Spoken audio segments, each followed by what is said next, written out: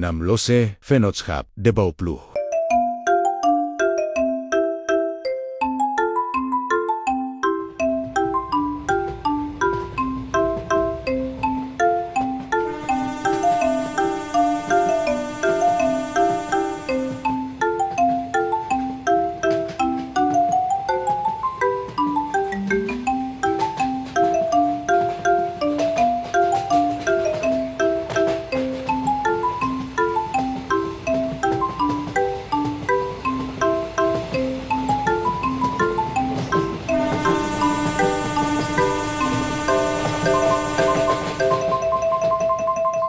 Jejak Batavia, channel tentang sejarah, kisah-kisah unik, cerita tersembunyi, jejak-jejak masa lalu, dari Batavia hingga Jakarta. Dari kantor kolonial menjadi masjid.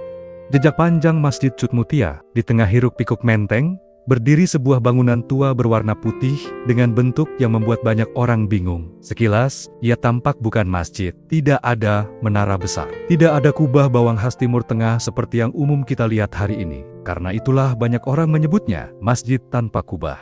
Padahal, jika diperhatikan lebih dekat, bangunan ini sebenarnya justru memiliki struktur berkubah. Satu masa utama di tengah, dikelilingi 4 bagian bangunan yang lebih kecil, membentuk pola arsitektur salib Yunani khas Eropa awal abad ke-20. Kubah utamanya masih terbaca dari luar, namun dari dalam, bentuk kubah itu seolah menghilang. Karena ruang interiornya ditutup plafon datar. Akibatnya, jamaah tidak melihat lengkung kubah dari dalam ruang salat. Dan mungkin itulah sebabnya, banyak orang mengira bangunan ini sama sekali tidak memiliki kubah.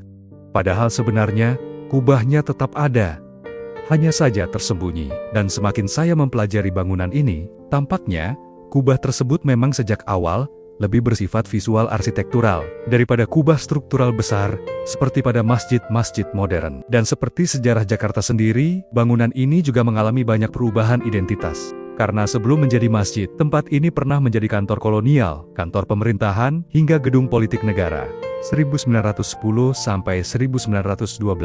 Awal mula, Namloze Vennootschap de Bouwploeg. semua bermula pada awal abad ke-20. Saat itu, Batavia mulai bergerak ke selatan. Kota lama dianggap terlalu padat, terlalu panas, dan tidak sehat bagi kaum elit Eropa. Lalu muncullah proyek kawasan baru, kawasan elit Menteng. Di balik proyek besar itu berdiri seorang arsitek Belanda, Peter Adrian Jacobus Muyen, melalui perusahaan bernama Namloze Vennootschap de Bouwploeg. Muyen membangun kantor megah di kawasan Gondangdia Baru, atau New Gondangdia. Gedung inilah cikal bakal Masjid Cut Mutia. Fungsi awalnya bukan rumah ibadah, melainkan kantor arsitek dan pengembang properti. Dari gedung inilah kawasan elit Menteng dirancang.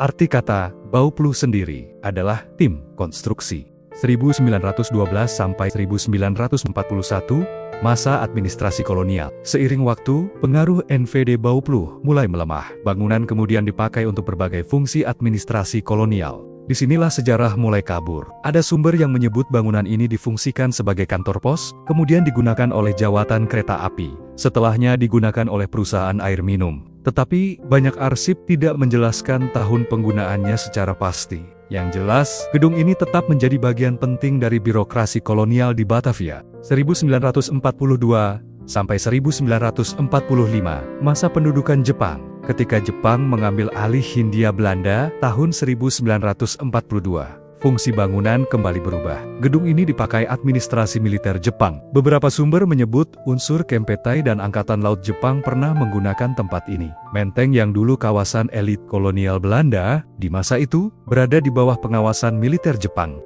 1945 sampai 1960-an, masa Republik dan pergantian instansi. Setelah Indonesia merdeka, bangunan ini memasuki masa yang paling rumit dilacak. Fungsinya berganti-ganti. Beberapa sumber menyebut sebagai kantor pemerintahan, sebagai kantor urusan perumahan, kantor urusan agama, sebagai administrasi kota, hingga kantor wali kota Jakarta Pusat. Sayangnya, arsip periode ini tidak selalu lengkap, tetapi satu hal jelas, bangunan kolonial ini tidak dibongkar. Ia terus dipakai, meski rezim telah berganti. Pada awal 1960-an, gedung ini mulai masuk daftar bangunan yang dilindungi pemerintah Jakarta. Meski beberapa sumber populer menyebut tahun 1971, ini penting. Karena pada masa itu, Jakarta sedang berubah cepat. Banyak bangunan lama dihancurkan demi modernisasi alasannya. Namun gedung ini berhasil bertahan. 1964 sampai 1970. Memasuki era Orde Lama, bangunan ini digunakan oleh MPRS, Majelis Permusyawaratan Rakyat Sementara. Nama yang sering dikaitkan dengan periode ini adalah Jenderal Nasution. Dan disinilah muncul salah satu cerita paling menarik. Di awal 1970-an, mulai dipakai untuk salat. Ketika MPRS pindah ke Senayan, sekitar tahun 1970, gedung ini tidak langsung resmi menjadi masjid. Tetapi menurut banyak kesaksian warga Jakarta, termasuk mereka yang pernah sholat di sana, pada masa itu, bangunan ini sudah mulai dipakai untuk ibadah secara informal. Jenderal Nasution termasuk tokoh yang mendorong agar bangunan tua ini tidak dihancurkan, melainkan dijadikan tempat ibadah. Jadi jauh sebelum nama Masjid Cut Mutia resmi dipakai, suasana masjid sebenarnya sudah mulai hidup di dalam gedung kolonial ini. Masa transisi panjang. Bangunan ini mengalami masa transisi bertahun-tahun, dipakai salat, namun status resminya belum sepenuhnya jelas. Dan justru fase inilah yang masih diingat banyak warga Jakarta Lama, termasuk admin yang telah salat di sana jauh sebelum bangunan ini diresmikan sebagai masjid pada tahun 1987. 18 Agustus tahun 1987, pemerintah DKI Jakarta meresmikan gedung ini sebagai Masjid Cut Mutia. Nama itu diambil dari nama jalan di depannya. Jalan Cut Mutia sendiri merupakan penghormatan kepada pahlawan Aceh, Cut Nyak Mutia. Ironisnya, bangunan yang dahulu lahir dari proyek elit kolonial Belanda, akhirnya justru memakai nama pejuang anti-kolonial dari Aceh, sebuah simbol perubahan zaman di Jakarta. Oh iya, sebelum bernama Masjid Cut Mutia, masjid ini awalnya bernama Masjid Al-Jihad. Sekarang kita masuk ke fakta-fakta unik sejak bangunan ini berfungsi sebagai kantor Bauplu atau tim konstruksi pembangunan kawasan elit Menteng hingga menjadi Masjid Cut Mutia. Arsitektur salib Yunani. Keunikan terbesar bangunan ini ada pada bentuk dasarnya. Jika dilihat dari atas, bangunan ini membentuk Greek Cross atau salib Yunani. Berbeda dengan salib Latin yang lengan bawahnya lebih panjang, salib Yunani berbentuk simetris seperti tanda tambah. Salib Yunani memiliki 4 sisi sama panjang, simetris, dan berpusat pada ruang tengah. Di tengah pertemuan 4 sisi itulah terdapat massa utama berkubah. Walaupun bukan kubah struktural, namun lebih bersifat visual arsitektur. Karena itu bangunan ini terasa sangat simetris. Dan inilah sebabnya bentuknya tampak aneh bagi banyak orang Indonesia. Karena secara dasar arsitektur, bangunan ini memang bukan dirancang sebagai masjid, melainkan gedung sipil Eropa. Beberapa karakteristik dan konteks penggunaan salib Yunani. Dalam arsitektur, denah salib Yunani sering digunakan dalam desain gereja-gereja Bizantium dan gereja Ortodoks Timur. Struktur ini menciptakan ruang pusat yang luas, biasanya ditutup dengan kubah di bagian tengahnya. Simbolisme, bentuknya yang simetris, melambangkan keseimbangan, harmoni, dan kesatuan. Dalam tradisi Kristen, 4 lengannya sering dikaitkan dengan 4 penginjil atau penyebaran Injil ke 4 penjuru bumi. Sejarah. Simbol ini telah digunakan sejak zaman kuno, bahkan sebelum era kekristenan, oleh bangsa Yunani untuk melambangkan 4 elemen alam, tanah, air, udara, dan api. Dari Bapluh menjadi Boplo. Ada satu jejak sejarah kecil di sekitar Masjid Cut Mutia yang mungkin tidak disadari banyak orang Jakarta. Jejak itu bukan berupa bangunan, melainkan nama yang masih bertahan hingga hari ini. Boplo. Bagi warga Jakarta Lama, nama Pasar Boplo tentu sudah tidak asing. Walau sayangnya, nama Pasar Boplo belakangan telah diganti menjadi Pasar Gondang Dia pada tahun 80-an. Dan bangunan pun telah berubah setelah kebakaran di tahun 2012. Tetapi sedikit yang tahu, nama itu sebenarnya berasal dari NV de Bauplo, perusahaan Belanda yang dahulu menempati bangunan yang kini menjadi Masjid Cut Mutia. Pada masa kolonial, di sekitar gedung NV de Bauplo, mulai muncul aktivitas perdagangan kecil. Awalnya hanyalah pasar subuh biasa, tempat orang datang pagi-pagi untuk berdagang kebutuhan harian. Namun karena lokasinya tepat di dekat gedung NV di Bauplu, masyarakat mulai menyebut kawasan itu dengan nama Pasar Bauplu. Masalahnya, Bauplu bukan kata yang mudah diucapkan lidah Betawi.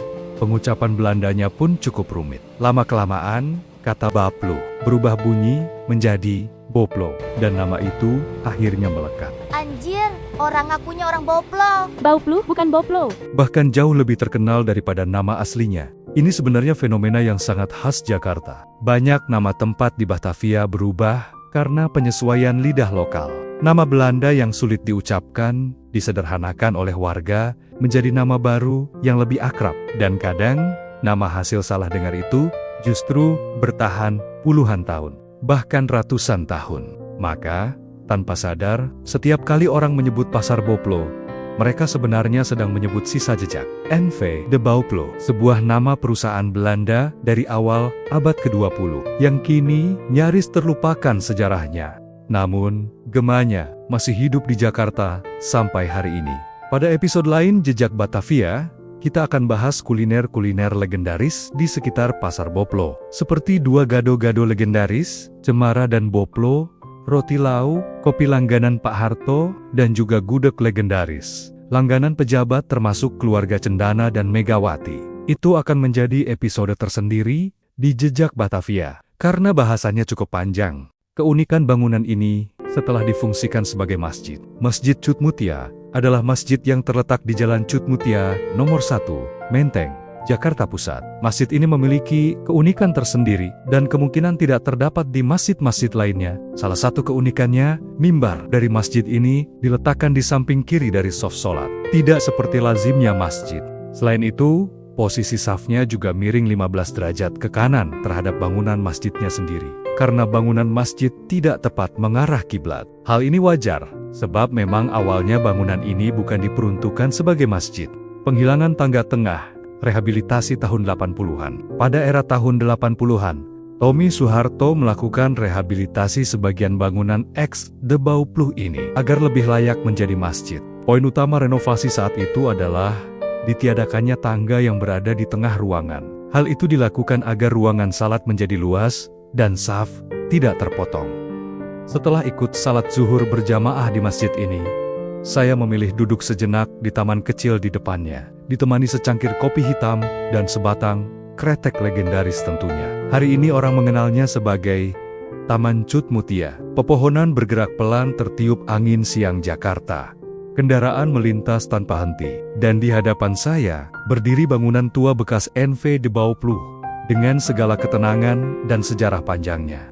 Kita sudah menelusuri bagaimana bangunan tua ini lahir sebagai NV de Bauplu, sebuah kantor perusahaan yang menjadi bagian awal pembangunan kawasan Menteng, kota taman modern. Kita juga sudah melihat bagaimana bangunan ini berubah fungsi melewati berbagai zaman, hingga akhirnya menjadi Masjid Cut Mutia. Kita membahas keunikan arsitekturnya, bentuk salib Yunani, kubah yang tersembunyi di balik plafon datar, hingga bagaimana nama Bauplu akhirnya hidup puluhan tahun dalam ingatan warga Jakarta, melalui sebuah nama sederhana, Boplo. Katanya, dia orang Boplo. Bauplu bukan Boplo. Tetapi semakin dalam, saya menelusuri sejarah bangunan ini. Saya justru menemukan sesuatu yang membuat saya terdiam. Sesuatu yang awalnya tampak kecil, bahkan mungkin dianggap sepele oleh sebagian orang. Namun semakin saya memikirkannya, saya sadar bahwa hal ini menyimpan pertanyaan yang jauh lebih besar. Tentang bagaimana kita memperlakukan sejarah, tentang bagaimana sebuah kesalahan bisa perlahan berubah menjadi sesuatu yang dianggap benar, dan tentang betapa rapuhnya ingatan sebuah kota. Karena, ironisnya, masalah itu justru muncul pada bangunan yang hari ini dianggap sebagai salah satu ikon sejarah Jakarta. Dan mungkin, apa yang akan kita bahas di bagian berikutnya, akan membuat siapapun yang peduli pada kebenaran sejarah merasa terkejut. Kita lanjutkan setelah ini di part 2. Makanya, subscribe channel Jejak Batavia agar tidak ketinggalan kisah-kisah jejak sejarah dari Batavia hingga Jakarta.